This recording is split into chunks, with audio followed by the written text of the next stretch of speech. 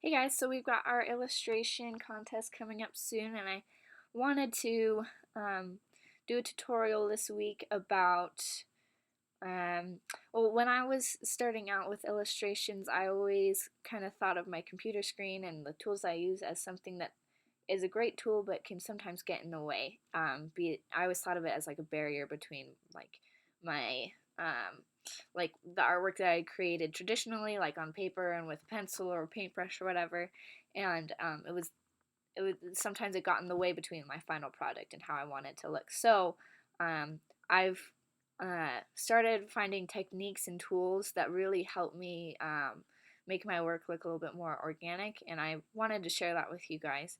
Um, and so that's why I called this minimizing the barrier. It's really just a tutorial on how to make your work look a little less perfect, I guess. A little more like a human made it instead of a computer. Um, so yeah, um, since this is an illustration contest, I really do want to challenge you guys to draw. A lot of people aren't comfortable with drawing because it's hard. And but yeah, so I don't know if you guys know who Saul Bass is, but he did some really good posters back in the day. He for Vertigo, The Shining, I'm trying to think of other things, West Side Story. He did those orange or bright red posters with the pretty two-dimensional black characters on it. So it would just be like black and orange or black and red and maybe some white in it.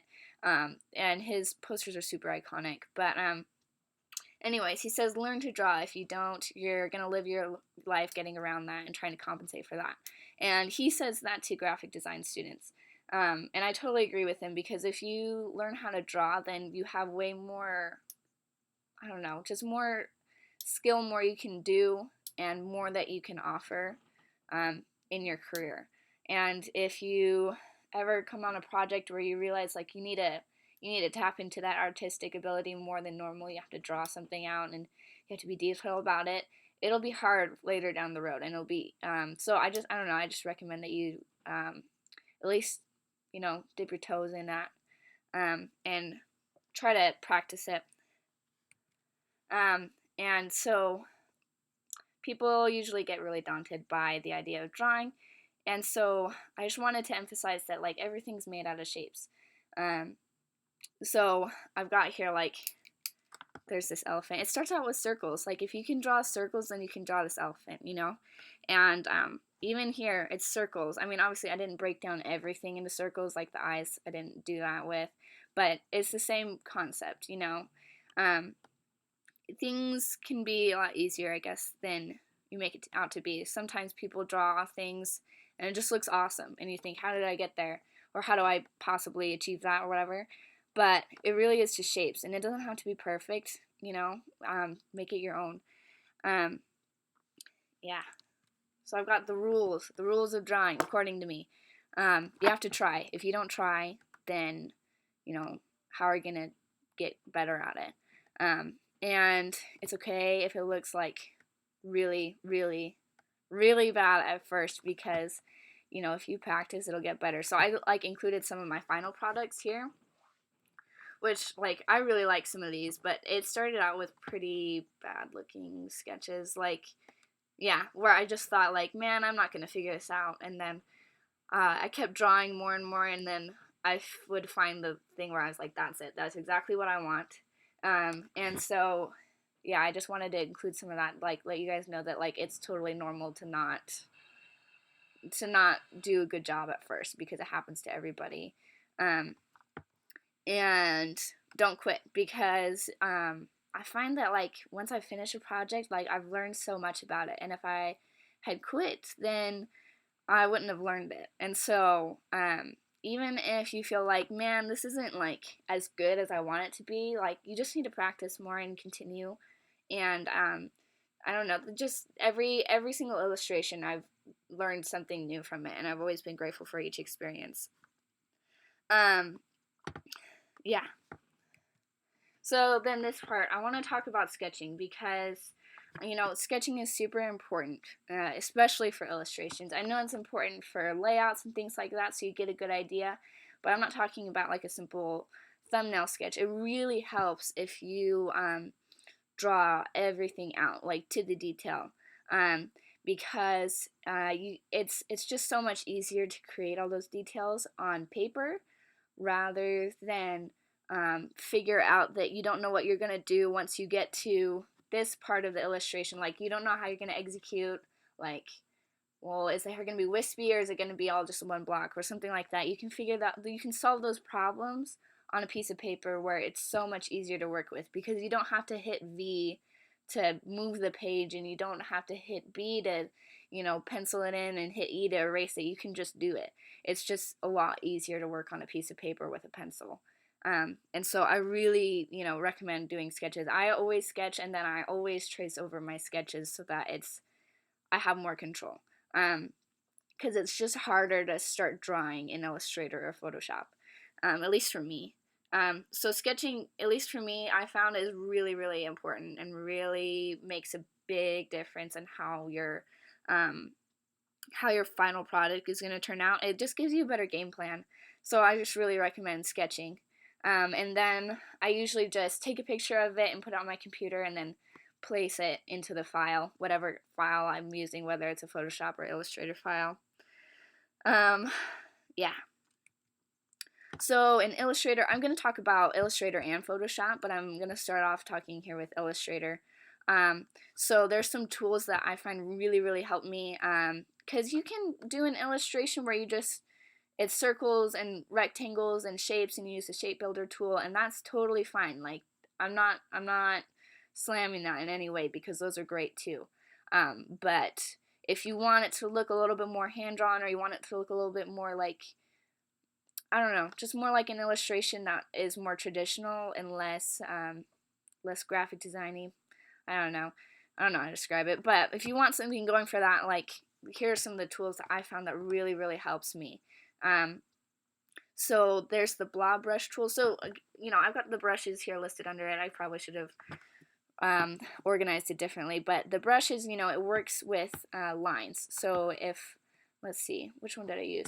This one is all lines. I shaded with lines, which I probably shouldn't have done. It took me forever to do it. But, like, let's look at the eyelashes here. The perfect thing about lines, the strokes from brushes, is that it's got anchor points. And so if I messed up, like, I could just take an anchor point and curve it down a little bit more. And you still got, like, a nice shape from it. You can even, like, make your own brushes, which is super easy. And so I found that really helps. It helps with, like, making it look like a pen or a marker made it. Just because, well, and there's different brushes too. But, like, for this one in particular, it starts out thin and gets thicker. There's the blob brush tool. And that one's really fun. It's just like the brush tool, except it's just a circle. And I used it here. All these lines are from the blob brush tool. But it makes shapes, and so what's really fun about it is you can just draw the way you would with a pencil or a pen or whatever, and it's less focused on the anchor points, because if you were to take it by the anchor point, you'd only push it in one side, and so for me, like, it's easier to just erase and go back, and it just feels a little bit more like I'm writing on paper. And it makes shapes too, which is really fun. So, like, all the shading here, that's all with the blob brush, and then I could just, like, fill it in later. But for me, it just makes illustrating more fun when I'm doing it, because I get to, I don't know, I just get to draw more. And I feel like that's really helpful, because when you are drawing more, you get into that zone. It's less, I don't know, it's a little less clean. It's a little bit more, it's more like a person made it. I just really like that. It's a little bit more traditional looking, I guess.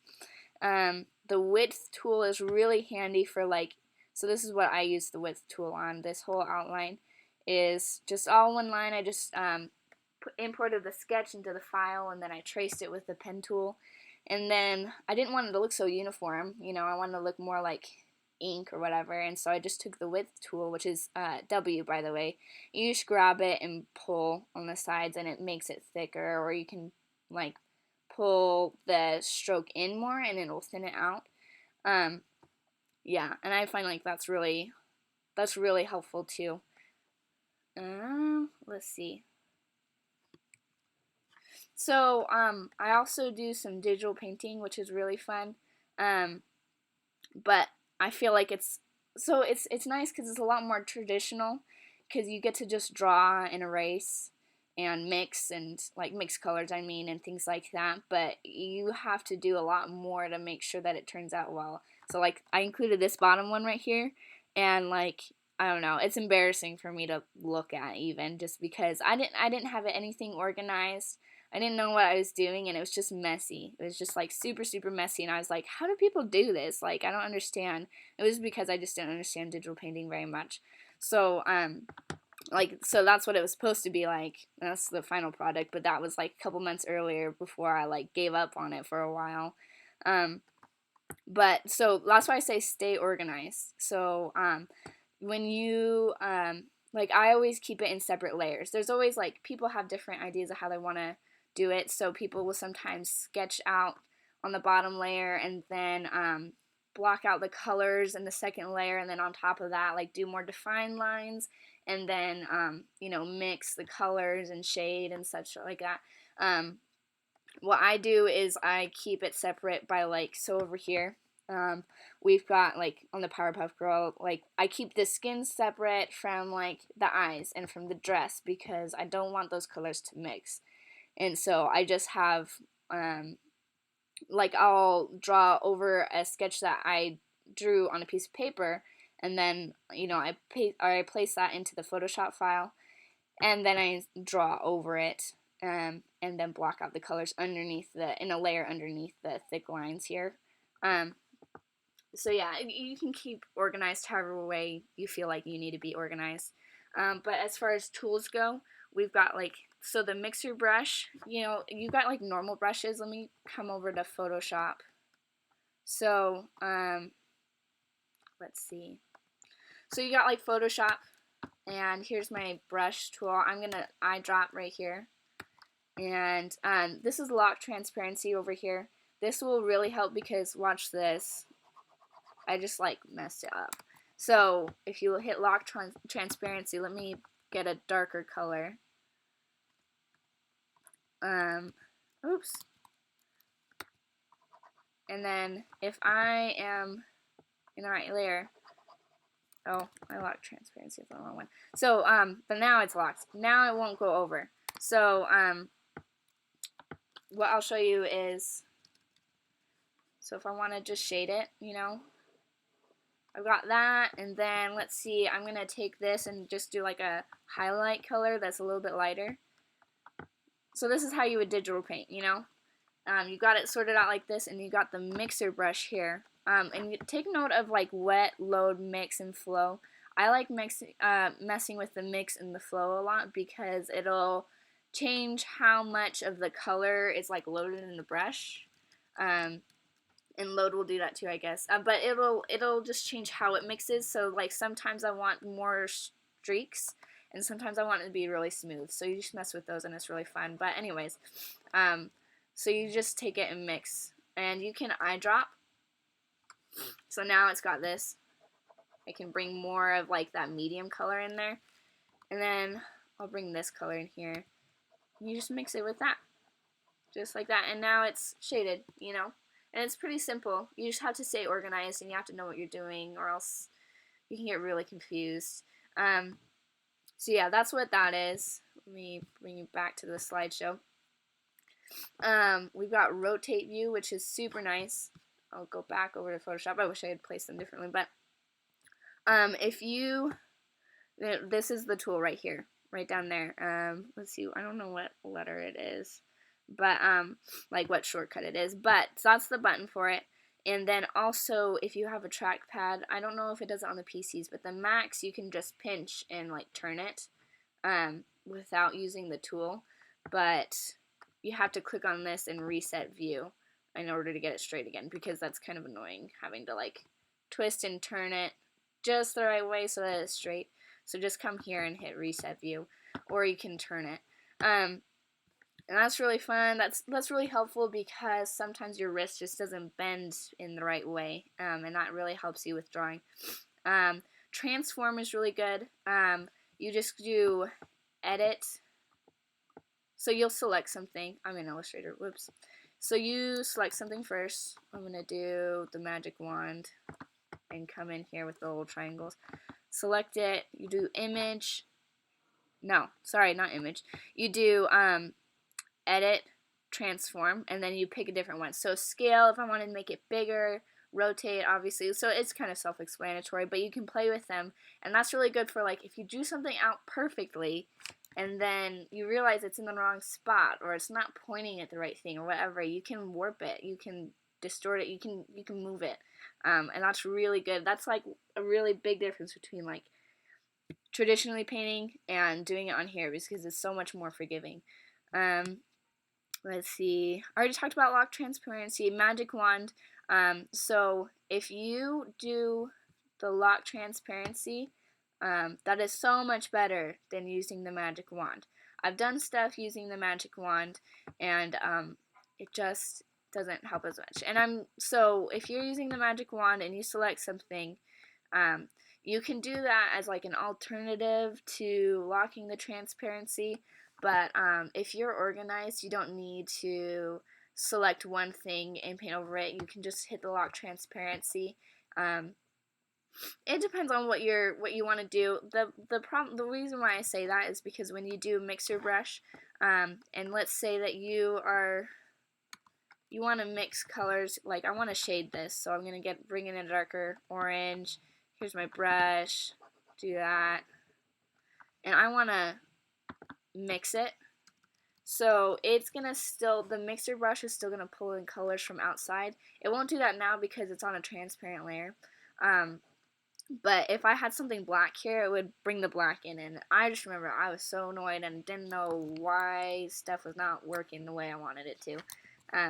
So if you keep yourself organized, then that's not so much of a problem. I just wanted you guys to be aware of that tool, that it does help, and it helps with like you do need to select stuff you want to transform it. Yeah. So that's that for digital painting.